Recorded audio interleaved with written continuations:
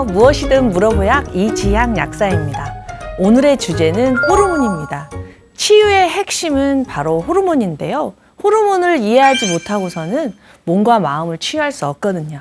오늘은요, 단톡방에서 받은 질문들의 해답을 드리는 약사 톡톡 시간이니까 끝까지 함께 해주시기 바랍니다. 자, 첫 번째 질문입니다. 호르몬이란 무엇인가요? 자, 호르몬을 이해하려면 우리 인간을 이해해야 되는데요. 우리 인간은 단세포가 아니잖아요. 다세포로 이루어져 있죠.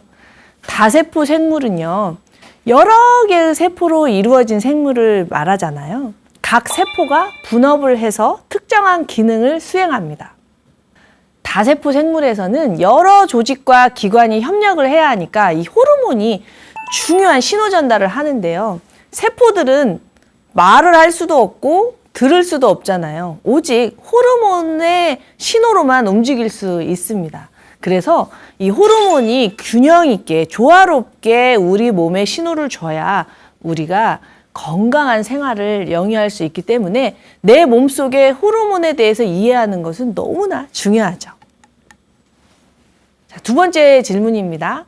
그렇다면 호르몬은 어디서 만들어지나요? 네, 호르몬은요, 내분비샘에서 생성되어서 혈액을 통해 몸의 여러 기관과 조직으로 전달이 됩니다.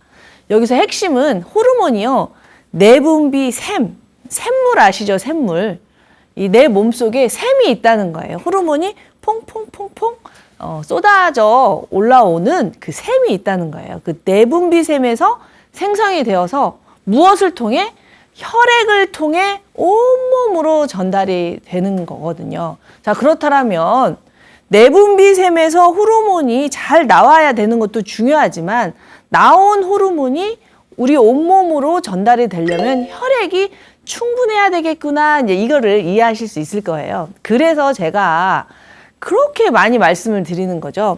혈액을 채우고 체액을 채워야 호르몬이 만들어진다.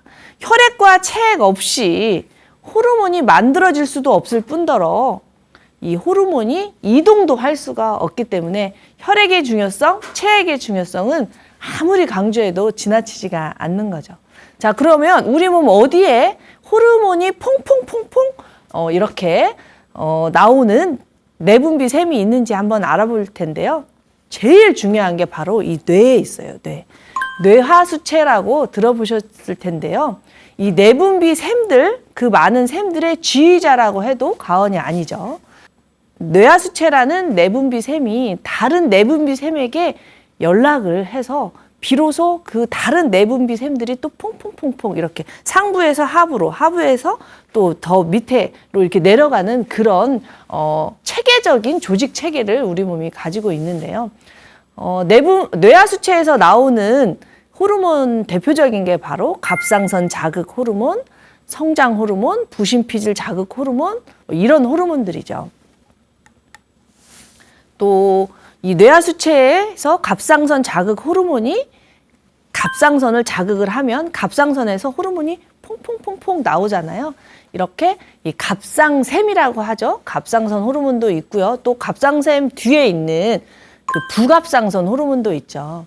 제가 갑상선 호르몬 편에서 말씀드렸듯이 부갑상선 호르몬은 우리 몸의 칼슘 농도를 조절하는 아주 중요한 샘이랍니다. 또 굉장히 제가 강조를 많이 했던 샘 기억나실지 모르겠네요. 부신이요. 부신, 이 콩팥 위에 붙었다 해서 부신, 이 부신에서 또 호르몬이 퐁퐁퐁퐁 나오고 있습니다. 이 부신은 사느냐 죽느냐 우리의 스트레스 반응을 조절하는 아주 중요한 호르몬이죠. 또 우리 요즘 현대인들에게 가장 중요한 샘이 또 하나 있습니다. 바로 췌장.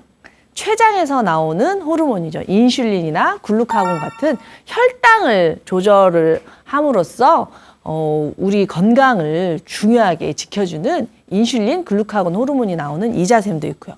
이렇게 우리 몸에는 다양한 내분비샘이 있습니다. 또 가장 중요한 샘이 또 하나 있죠. 바로 생식샘입니다. 생식샘. 남성에게는 고환이 있고 여성에게는 난소가 있죠. 이 생식샘이 있어야 우리가 이세를 만들 수가 있고 또 남자는 남자답게, 여성은 여성답게 이렇게 만들어줄 수가 있는 거죠. 또 우리를 잠을 자게 하는 호르몬이 나오는 곳이 있어요. 바로 송가채죠.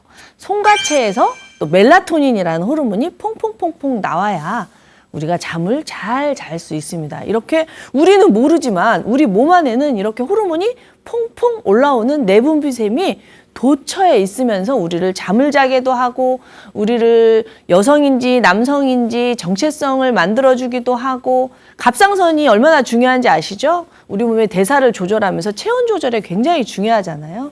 우리를 따뜻하게 체온을 조절해 주기도 하고 우리를 키우기도 하고 성장 호르몬 나오기도 하고 스트레스에 싸워서 우리가 살아남을 수 있게도 하고 이렇게 다양한 셈들이 우리를 도와주고 있었던 거예요. 이런 거를 공부하게 되면 할수록 이 몸에 참 감사하게 되죠. 내 몸 어딘가에서 이렇게 나를 끊임없이 살리려고 노력하고 있구나라는 감사함이 저절로 생기게 된답니다.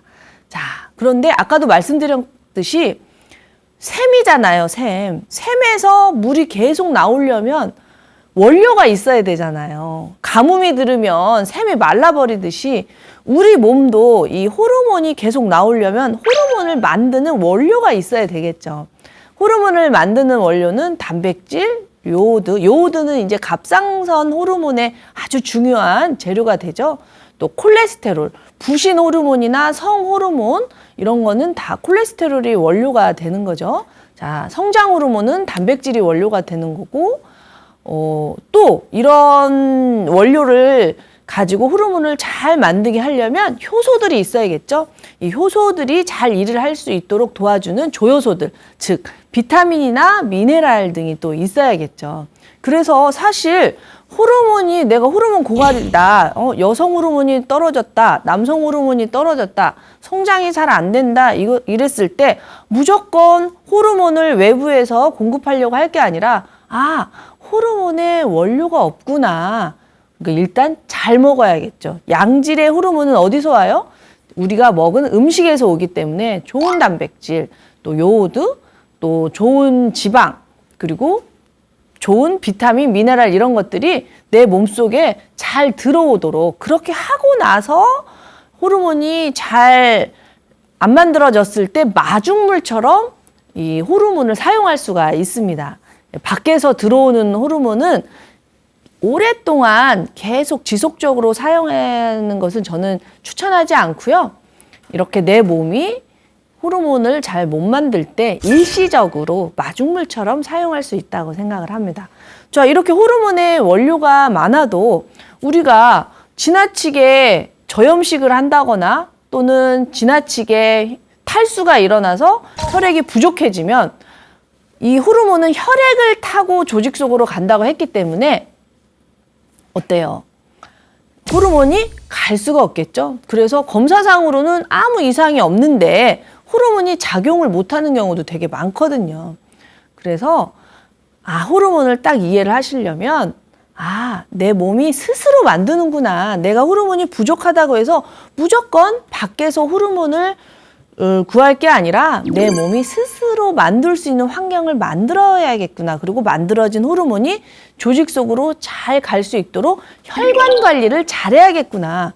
뭐 혈액이 많다 하더라도 그 혈액이 너무 찐득거리거나 당독소로 인해서 너무 혈당이 높거나 또는 혈관이 너무 좁아져서 혈관이 너무 두꺼워져서 갈 수가 없다면 소용이 없잖아요. 그래서 혈액 관리, 혈관 관리 이런 게 중요하구나 이런 것을 아셨으면 좋겠습니다. 저는 몸을 이해하고 마음을 이해하면서 이 세상을 이해하기가 정말 편해졌는데요. 마치 우리나라의 정부가 하는 일과 매우 비슷하다는 생각을 했어요.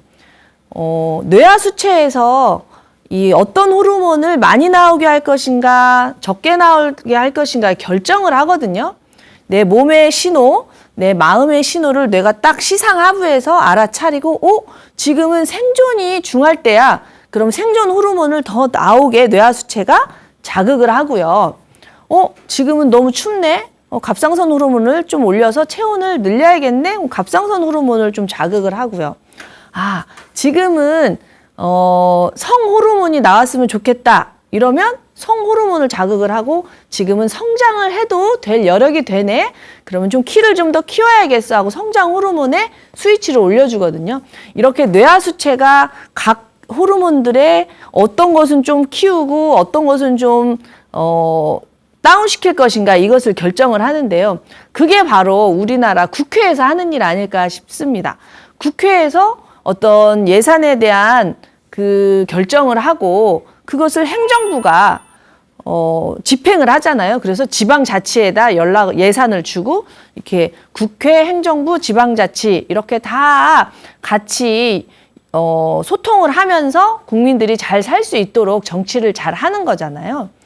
그런데 여기서 중요한 게 하나 있어요. 아무리 국회에서 예산을 세우고 뭐 결정을 하고 행정부가 집행을 하려고 해도 돈이 없으면 아무것도 못해요. 즉 국민들이 세금을 잘 내줘야 세금을 내야 국회가 일을 할 수 있잖아요.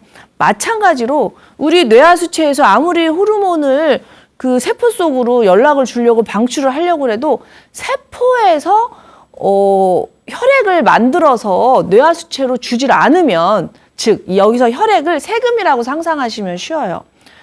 혈액이 없으면 아무것도 할 수가 없는 거죠. 혈액이 있어야 호르몬이 만들어진다. 세금이 있어야 행정을 잘한다. 행정을 잘해야 또 세금이 잘 만들어지잖아요. 그러니까 호르몬이 먼저냐, 혈액이 먼저냐, 혈액이 먼저냐, 호르몬이 먼저냐 이거는 따지기가 힘든 아주 절대 불가결한 관계인 것 같습니다. 자, 또 이런 질문이 들어왔어요. 박사님, 스트레스하고 호르몬이 도대체 무슨 관계인가요? 자, 이 스트레스는요, 그냥 뭐 어떤 정신적 스트레스만 말씀드리는 게 아니라 신체적, 정신적, 감정적. 우리 인간이 밥만 먹고 못 살잖아요. 그리고 가만히 있어서도 못 사는 거고 움직이지 않고 가만히 있으면 어떻게 살아요? 그리고 관계하지 않으면 또 못 살잖아요. 혼자서 어떻게 살아요? 인간은 혼자서 살 수가 없어요. 다른 동물들은 태어나서 뭐 바로 걷기도 하고 뭐 한 달 전 먹으면은 바로 걷고 막 이러는데 인간은 돌 때까지 계속 엄마가 보살펴줘야 되잖아요. 그래서 인간 자체는 불완전한 존재란 말이에요. 그래서 우리가 받는 스트레스는 아주 다양해요. 신체적 스트레스도 오늘같이 지금 오늘 촬영을 하는 날이 유달리 추운 날이거든요. 추운 날씨에 노출되는 것이요. 인간에게는 엄청나게 스트레스예요. 왜냐하면 아무리 날씨가 추워도 우리 몸은 36.5도를 유지해야 되거든요. 왜? 36.5도를 유지하지 않으면 내 몸의 효소들이 일을 할 수가 없어요. 그러니까 이 추위에 대응하기 위해서 내 몸의 모든 세포들이 다 열을 내고 있단 말이에요. 그리고 또 우리가 막 술을 많이 먹는다. 이것도 굉장한 스트레스죠. 술이 우리 몸의 입장에서 보면은 독약이잖아요. 해독해야 될 물질. 해독이 뭐예요? 독을 분해한다는 거잖아요. 해독을 해야 될 어떤 물질들이 들어온다는 건 인간에게 엄청난 스트레스예요. 그러니까 제가 상담을 하다 보면 저 스트레스 없는데요. 이렇게 말씀하시는데 스트레스가 없는 삶 자체가 불가능해요. 불가능하단 말이에요. 내가 먹는 것도 내 몸에 무리가 가면 스트레스인 거고 날씨가 너무 추워도 체온을 유지하기 위해서 내 몸은 스트레스인 거고요. 외로움이 인간에게는 엄청나게 스트레스예요. 혼자 고립된다는 건 굉장히 힘든 일인 거죠. 생각을 해보세요. 지금이나 우리가 이렇게 집단을 이루어서 사회를 이루어서 살고 있지만 100년 전만 해도 군락을 이루어서 초가집에서 살았단 말이에요. 동화책 보면은 맨날 호랑이가 떡 하나 주면 안 잡아먹지 이런 시절이 있었단 말이죠. 호랑이는 어흥하면서 혼자 존재할 수 있을 정도로 신체적으로 강하지만 인간은 너무 나약하잖아요. 그래서 인간은 항상 뭉쳐 있었단 말이죠.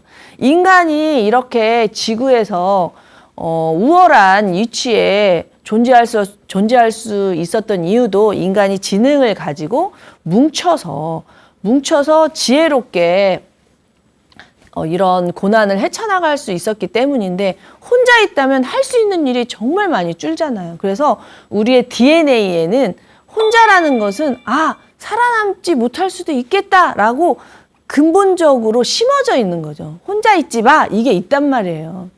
그래서 외로움도 엄청나게 스트레스예요. 근데 외로운 사람들이 점점 늘어나고 있잖아요. 핸드폰 하나 가지고 방으로 들어가서 안 나오는 사람들이 점점 늘어나고 있죠. 감정적으로 또 얼마나 힘듭니까?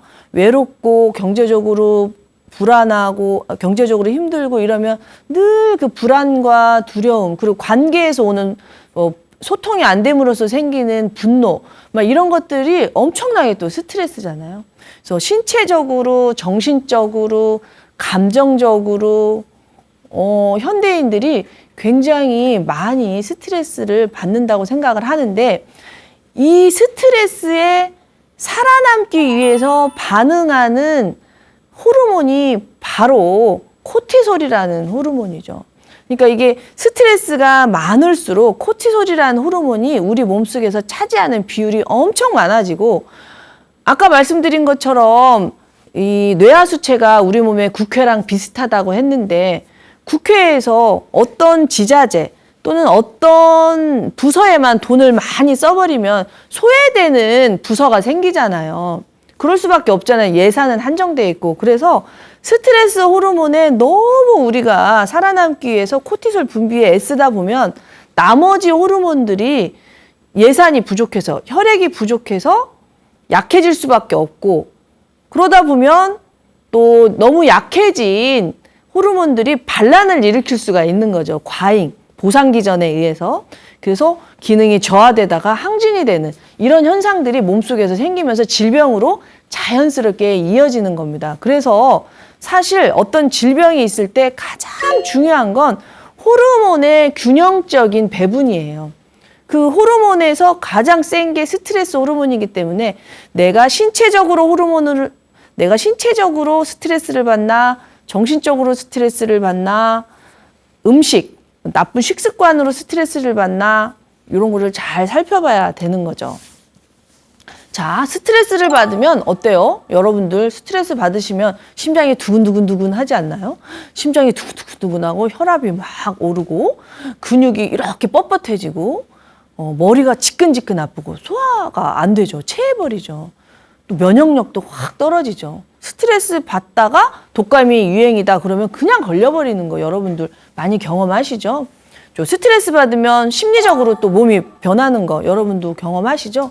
불안하고 우울하고 별일 아닌데 옛날 같으면 웃어넘길 일도 막 짜증이 나고, 그리고 스트레스를 받으면 집중을 할 수가 없죠. 저도 스트레스를 받으면 대본에 집중을 할 수가 없어요. 그리고 아무리 열심히 외웠다 하더라도 나중에 생각해 보려면 하나도 생각이 안 나는, 기억력 감퇴도 일어나는 거예요. 이렇게 스트레스는 신체적으로, 심리적으로, 또 어때요? 행동으로도 반응이 나타나죠. 이게 이제 어느 정도의 스트레스는 우리가 표현이 안 되는데, 이 임계치를 넘어버리면 어떻게 돼요? 막 폭식을 한다던가, 아예 물도 못 삼킨다든가, 잠을 잘 수 없다든가, 또는 막 아무리 술을 끊어야겠다, 담배를 끊어야겠다 해도 그냥 무너져 버리는, 이렇게 막 신체적으로, 심리적으로, 행동적으로 이 몸에, 우리 삶에 지대한 영향을 미치는 거죠.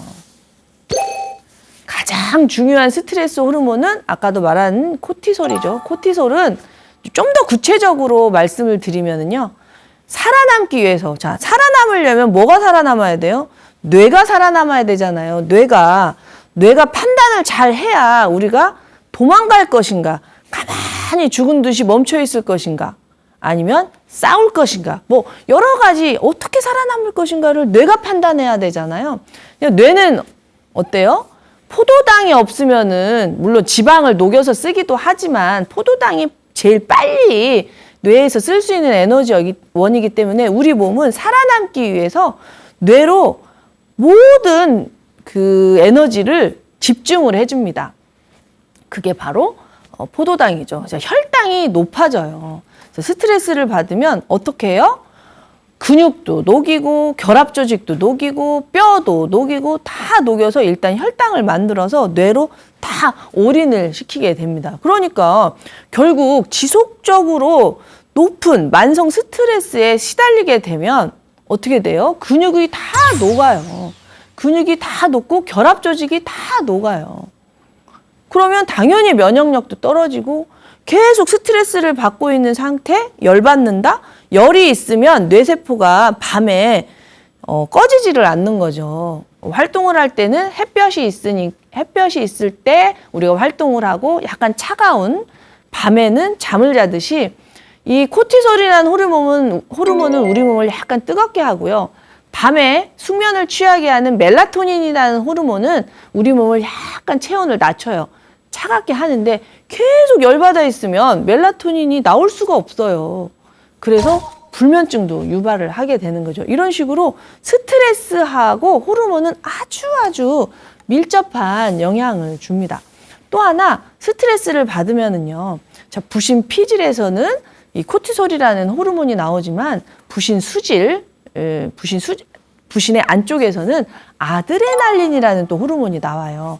코티솔과 아드레날린은 이제 보통 동시에 나오는데요. 아드레날린 역시 위기 대응 호르몬이에요. 싸우거나 도망치기 위한 신경 세포들을 전열을 정비하는 겁니다. 자, 신경에는 교감신경과 부교감신경이 있잖아요. 교감신경은 살아남기 위한 거고 부교감신경은 쉬는 신경인 거죠. 부교감신경의 신호를 받아야만 우리 몸이 또 쉴 수도 있고 잘 수도 있고 배설을 할 수도 있고요. 교감신경은 지금 쉴 수 없는 거죠. 먹을 수도 없고 잘 수도 없고 배설할 수도 없는 상황을 만들죠. 적당히 교감신경이 흥분이 되면 이게 다 건강하게 돌아가지만 지나치게 교감신경이 흥분이 되면 할 수가 없죠. 왜 그러냐? 지금 사느냐 죽느냐, 호랑이가 와서 나를 잡아먹을 수도 있고 적이 나를 사살할 수도 있는 상황에서는 온 몸의 신경이 살아남는 거에 집중을 해야 되기 때문에 심장이 두근두근두근. 왜 심장이 두근거려요? 혈액을 빨리 보내기 위해서죠. 혈압이 상승을 하는 거죠. 뇌로 혈액을 보내고 근육이 긴장하는 거죠. 근육이 긴장을 해야 막 싸우거나 도망을 가거나 할 수가 있잖아요. 그래서 이 아드레날린이라는 호르몬이 나와서 교감신경을 바짝 흥분을 시키면 우리는 늘 긴장하고 살 수밖에 없는 겁니다. 또 노르아드레날린이라는 호르몬도 나오거든요. 이 노르아드레날린이라는 호르몬은 뇌에 주로 많이 작용을 하는 호르몬인데요. 아드레날린과 노르아드레날린은 매우 유사해요. 그러나 이제 비율이 좀 다르거든요.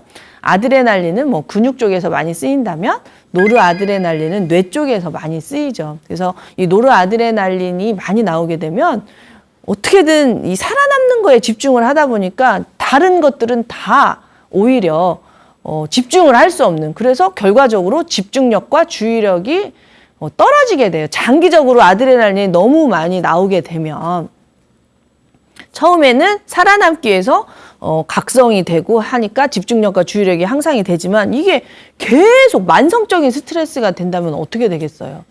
오히려 늘 불안하고 이렇게 되겠죠. 또 도파민이라는 호르몬도 스트레스하고 굉장히 밀접합니다. 이 도파민이라는 호르몬이 있어야 우리 몸이 어떤 성취라는 것을 느끼잖아요. 인간이 도파민이라는 호르몬이 있기에 자꾸 뭔가를 해보고 싶은 마음이 들어서, 근데 요즘은 또 너무 도파민 과잉 시대라 많이 걱정들 하잖아요. 근데 이 도파민이라는 물질이요, 우리 몸에 또 아주 중요한 역할을 하는 게 뭐냐면 아까 말씀드린 아드레날린이나 노르아드레날린이 만들어지려면 도파민이 전구물질로 있어야 돼요. 자, 그런데 사느냐 죽느냐 하는 마당에서는 노르아드레날린이나 아드레날린이 훨씬 중요하잖아요. 그러니까 도파민이 다 이 노르아드레날린, 아드레날린 만드는데 쓰여져 버리니까 막상 정말 이 즐거운 경험이나 삶의 보상과 관련된 이런 신경 전달 물질은 안 나와버리는 거예요. 그러니까 어떻게 돼요? 무기력하고 우울해지는 거죠. 그래서 스트레스를 지나치게 많이 받게 되면 처음에는 막 이것을 어떻게든 해결해야겠다 하고 맹렬하게 이렇게 우리가 전투력이 상승이 되지만 나중에는 번아웃이라고 하죠. 아무것도 하기 싫다. 못하겠다. 이렇게 살아서 뭐하나? 이런 무기력과 우울감이 증가가 되는 겁니다. 또 스트레스를 받게 되면은요, 세로토닌이라는 행복 호르몬 아시죠? 세로토닌이 있어야 친구들도 만나고 산책도 하고, 아, 태어난 게 참 행복해. 참 좋다. 이런 느낌을 받을 수가 있잖아요. 또 세로토닌이 좀 적당히 있어야 밥도 맛있고 잠도 잘 자고 이렇게 행복한 느낌을 주는데, 스트레스를 많이 받으면 세로토닌이 안 만들어져요. 왜? 아, 지금 호랑이가 나를 잡아먹게 생겼는데, 아, 행복해 하다가 확 잡아먹히면 안 되잖아요. 그래서 우리 몸이 세로토닌도 안 나오게 하는 거예요. 그러니까 세로토닌이 안 나오면 어떻게 돼요? 역시 도파민 부족처럼 우울증, 불안장애, 그리고 섭식장애가 일어날 수밖에 없는 겁니다. 그러니까 여러분들이 어떤 질병에 시달리거나 지속적인 나의 어떤 생활 이 패턴에 문제가 있다면, 아, 내 호르몬부터 살펴보셔야 되는 거예요. 내가 지나치게 스트레스를 받고 있나. 스트레스에 대해서 제가 누차 말씀드리지만 정신적 스트레스뿐만이 아닙니다. 음식도 스트레스가 될 수 있고요. 내가 먹는 영양제가 스트레스가 될 수도 있는 거예요. 나한테 맞지 않으면. 내가 즐겨 마시는 커피라든가 뭐 술 이런 것도 나한테는 스트레스가 될 수 있는 거고요. 인간은 기본적으로 움직여야 되잖아요. 심장에서 나온 혈액이 지구 2바퀴 반을 돌고 다시 심장으로 들어오는 순환계인데, 우리가 너무 운동을 안 해도 이 스트레스예요. 지금처럼 우리가 안 움직이던 시대가 없잖아요. 옛날에는 무조건 움직였어야 되기 때문에 내가 너무 운동을 안 하나, 여러 가지를 보셔야 됩니다. 이 뇌하수체에서 항상 중요하게 생각하는 것을 먼저 하기 때문에요. 자, 생각을 해보세요. 여러분이 생존에 시달리면은 성장 호르몬이나 생식 호르몬이 잘 나올까요? 안 나오죠. 지금 사느냐 죽느냐 하고 있는 판국에 키를 키울 수가 있어요? 사느냐 죽느냐 하는 판국에 자손을 번성할 수 있어요. 그래서 스트레스가 많은 사람들은요, 키가 안 커요. 그래서 우리 그 똑같은 유전자를 가진 한민족인데, 북한 주민들하고 우리 주민들, 청년들하고 우리들의 키를 비교해보면 엄청 차이가 나잖아요.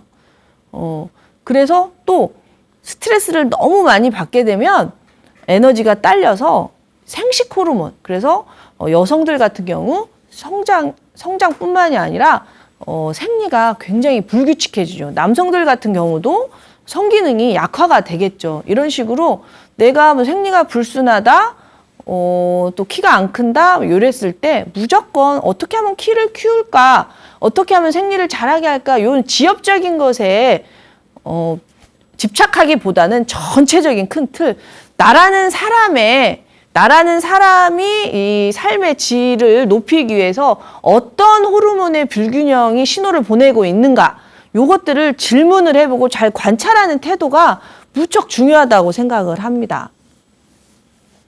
예를 들어볼게요. 이 코티솔이 과다하잖아요. 그러면 인슐린 저항성이 와요. 사느냐 죽느냐 하고 있는데 이 혈당을 뇌로 다 보내야 되기 때문에 이 당이 근육으로 갈 수가 없는 거죠. 그래서 인슐린이 원래 이 근육 속에다가 혈당을 넣어주는 그 신호인자잖아요. 근데 말을 안 들어요. 왜? 뇌가 더 신호가 세기 때문에. 뇌하수체에서 이 코티솔 분비하라는 신호가 훨씬 세기 때문에 인슐린 말을 안 들어버려서 인슐린 저항성이 오게 되는 거죠. 인슐린 저항성이 오게 되면은 이 당을 에너지로 쓰지 못하고 자꾸 저장만 하게 되는, 처음에는 그런 초기 단계가 오죠. 그거는 제가 당뇨편에서 설명 많이 했으니까 꼭 한번 보시기 바랍니다. 뭐 쥐젖이 난다든가 이런 것도 다 인슐린 저항성이라고 말씀드렸죠. 다낭성 난소 증후군도 인슐린 저항성이죠. 이게 다 코티솔 과다하고 굉장히 영향이 있죠. 이게 점점 심해지면 나중에는 당뇨까지 되는 거죠.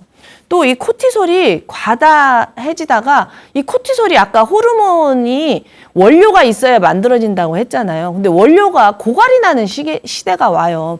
전쟁을 계속 몇 년간 하다 보면 군수품이 다 고갈이 되는 시기가 오잖아요. 총알도 떨어지고 뭐 다 떨어지잖아요. 코티솔도 고갈이 와요.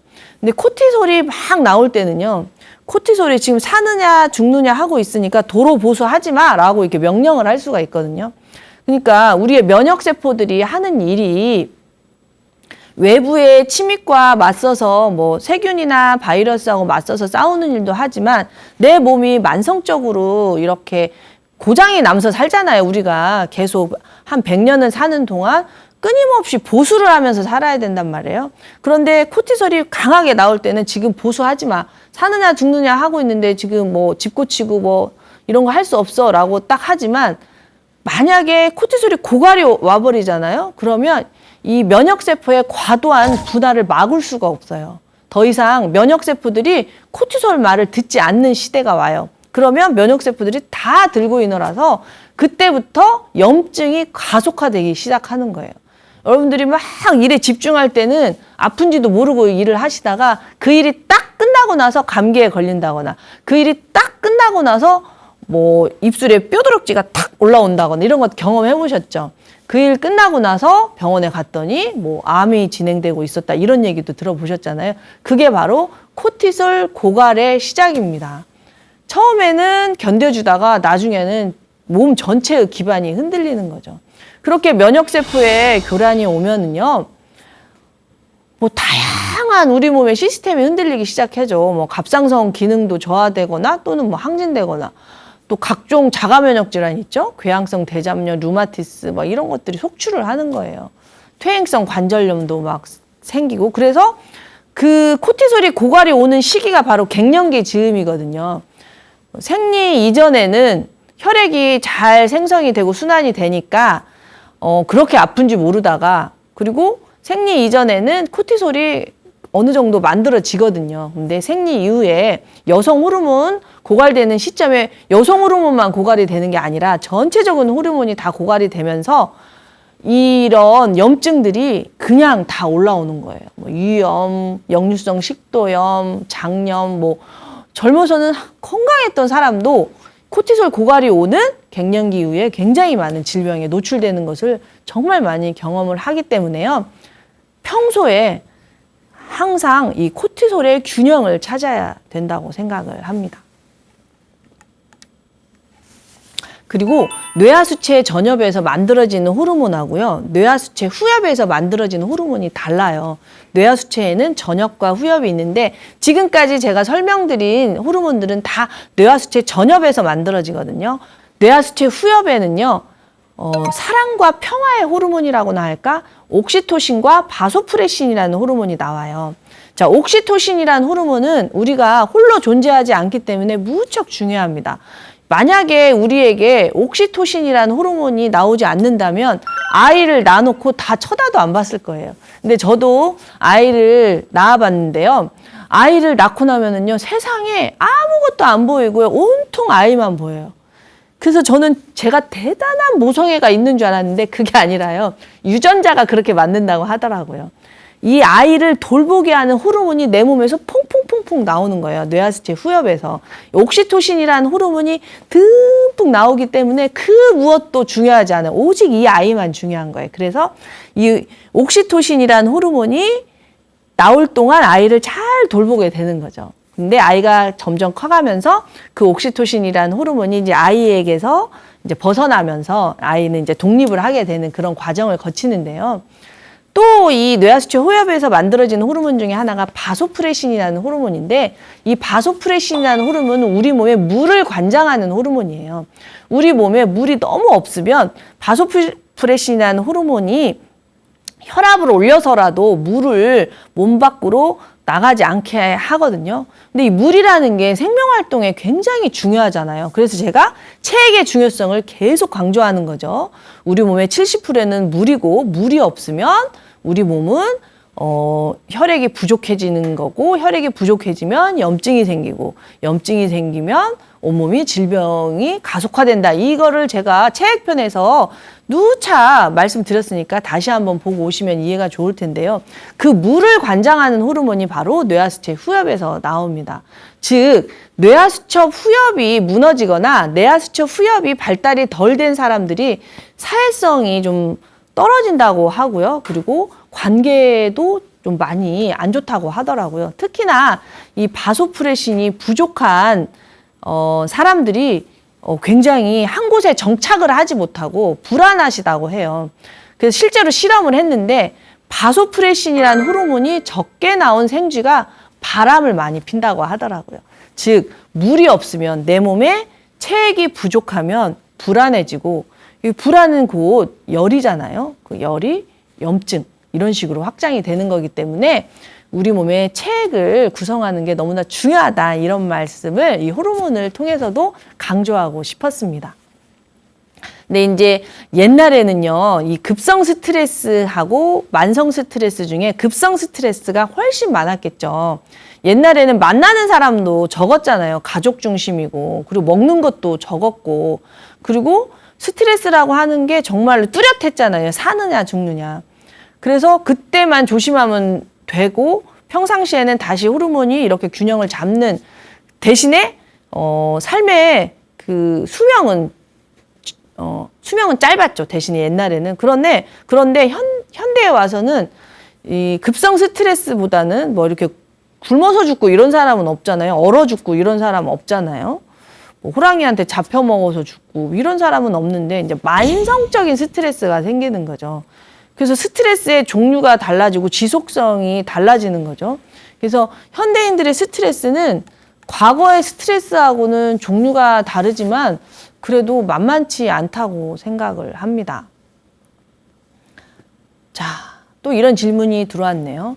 약사님, 환경과 호르몬은 어떤 관계가 있나요? 전 너무너무 중요하다고 생각해요. 이 과거 환경과 현대 환경 달라지는 것을 예로 들었듯이 지금 현대의 사회 환경은요, 불안도가 너무 높잖아요. 옛날에는 시키는 것만 하면 되는 환경이었거든요.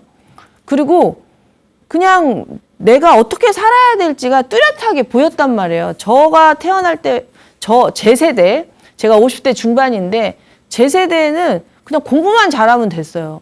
그리고 공부를 잘해서 어떤 직업을 선택을 하게 되면 그 직업이 평생을 보장을 했단 말이에요. 그래서 그냥 뻔한 길로 가면 되니까 오히려 덜 불안했던 것 같아요. 그 진입도는 높지만 사람이 워낙 많고 경쟁이 심해서 거기까지 올라가기가 힘들지 일단 거기에 진입을 하게 되면 좀 뻔했는데 즉 예측 가능했다는 거죠. 근데 요즘은 전혀 예측 가능하지가 않은 사회 환경이 됐잖아요. 이러다 보니 제가 성장할 때보다 지금 제 자녀들이 훨씬 불안도가 높은 사회 환경이라고 생각을 합니다. 그래서 이 아이들이 어떻게 보면 100년 동안 살아야 되면 이 코티솔이 100년 동안 일정해야 건강하게 살 수가 있는데 너무 20대에 코티솔을 몰아서 쓰기 때문에 오히려 가속노화, 오히려 30, 40대에 저희 때보다 더 빨리 질병에 노출되는 안타까운 현상이 벌어지고 있다고 생각을 해서요. 이런 사회 환경에 대해서도 우리가 잘 이해를 하고 어떻게 하면 이 사회에서 나를 잃지 않고 내 세계를 구축을 하면서 잘 살아남을 수 있을 것인지를 다 같이 고민을 해야 될 때가 아닌가라는 생각이 많이 듭니다. 자, 또 오염된 먹거리가 너무 많아졌잖아요.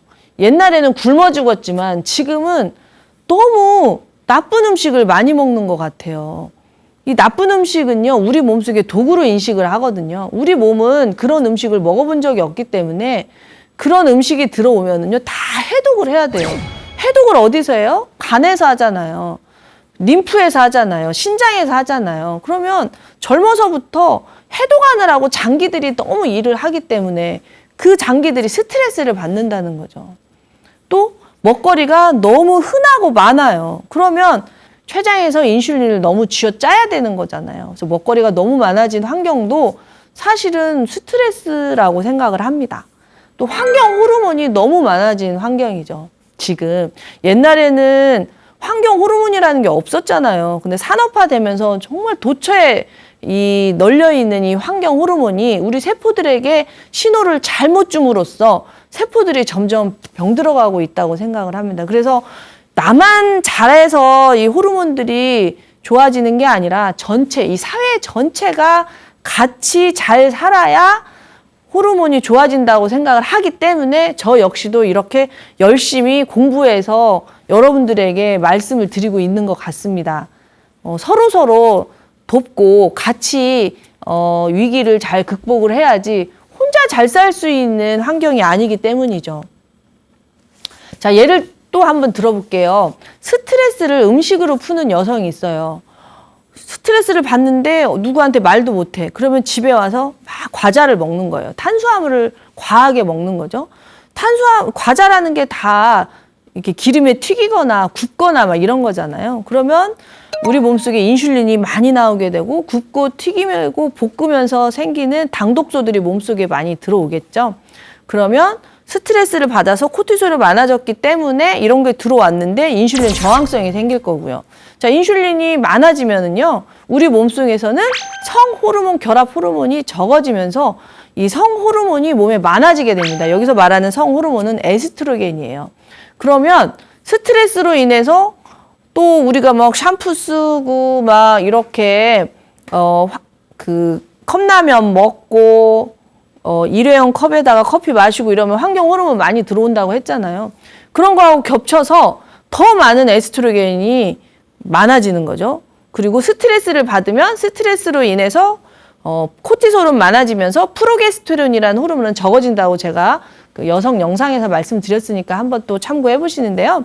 그렇게 되면 에스트로겐 우세가 아주 심각하게 되는 거죠. 그러면서 무월경, 다낭성 난소증후군이 벌어지게 되는 겁니다. 그래서 생리를 안 한다는 게 이게 단순히 개인의 문제가 아니라 이렇게 사회적인, 환경적인 이 모든 것들하고 연결이 돼 있거든요. 그래서 저는 이 강의를 하면서 또 상담을 하면서 정말 많은 분들에게 이 말을 꼭 해드리고 싶어요. 당신의 잘못이 아니다. 당신이 관리를 잘 못하고 당신이 못나고 당신이 운이 없어서 아픈 게 아니라 이 모든 사회적 시스템 때문에, 그리고 내가 몸을 너무 몰라서 생긴 일이니 우리가 다 같이 협력해서 우리가 같이 공부해서 같이 질병에서 벗어날 수 있다. 당신은 혼자가 아니다. 이 말씀을 꼭 해드리고 싶습니다. 자, 또 코티솔이 많아지면은요, 갑상선 호르몬의 생성이 저하가 됩니다. 이 이유에 대해서는 제가 갑상선 호르몬 편에서 잘 말씀드렸으니까요. 한번 살펴보세요. T4라는 예비 호르몬하고 T3라는 진짜 호르몬이 있는데 T4가 T3로 전환이 되는 것을 코티솔이 막기 때문이죠. 또 코티솔이 고갈이 되면은요, 콜레스테롤이 재고로 처지게 됩니다. 왜요? 콜레스테롤이 있어야 코티솔이 만들어지는데 코티솔을 만들 체력이 더 이상 안 돼요. 그럼 콜레스테롤은 재고로 처지게 되죠. 그래서 갱년기 이후에 고지혈증이 많아지게 되는 겁니다. 또 코티솔이 고갈이 되면 아까 말씀드린 대로 면역세포의 과분화를 막을 수가 없어서 면역세포가 과활동을 하게 되고, 그렇게 되면 각종 염증에 노출이 되게 되는 거죠. 이렇게 스트레스가 인간에게 얼마나 중요한지 아시겠죠? 호르몬의 균형을 맞추려면 어떻게 해야 될까요? 이런 질문이 정말 많이 들어오거든요. 호르몬의 균형을 맞추려면 일단 자신의 몸에서 일어나는 모든 일을요, 문제로 보시면 안 됩니다. 이 몸이 나를 살리려고 최선을 다해서 노력하고 있다는 것을 아시는 게 굉장히 중요해요.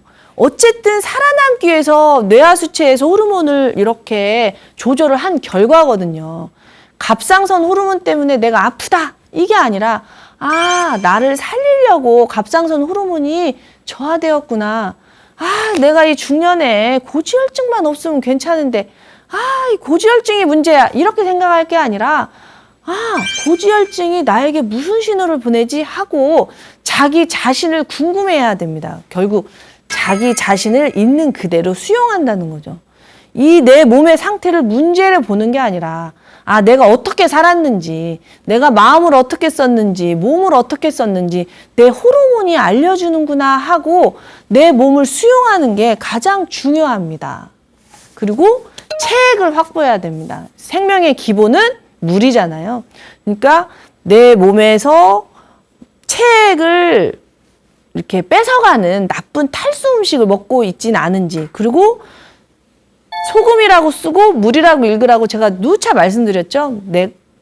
내가 너무 저염식을 하진 않는지, 내가 너무 고염식을 하진 않는지 이 체액을 확보를 해야 됩니다.